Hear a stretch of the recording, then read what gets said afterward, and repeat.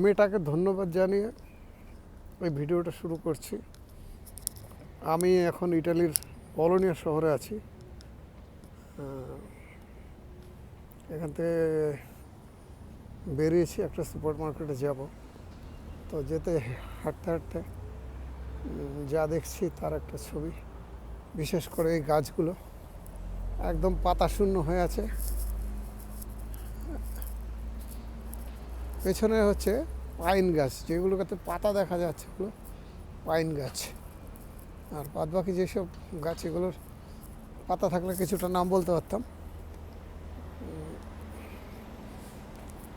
এইগুলো এই যে পাতা যে এইভাবে ঝরে গেছে, মনে হচ্ছে যেন সব গাছ মরে গেছে। অ্যাকচুয়ালি না, সব গাছের ভেতরে প্রাণ আছে। এই গাছগুলোই মানে যখনই ঠান্ডাটা একটু কমে যাবে তখনই যেন ঝড়ের গতিতে গাছগুলোতে পাতা গজাতে শুরু করবে। একদম এক সপ্তাহের মধ্যে পাতা টাতা গজিয়ে সব গাছে ফুল চলে আসবে।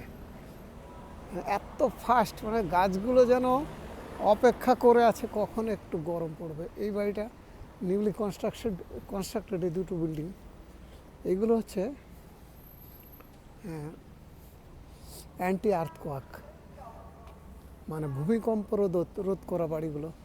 এবং এর ভেতরে যা কন্ডিশন আছে সবগুলো নতুন নতুন দিনের আর কি। সব কিছু যেমন আমাদের বাড়িতে হিটার দেখা যায়, এখানে হিটার বা এসি দেখা যাবে না, এমনভাবে ইয়ে করা আছে।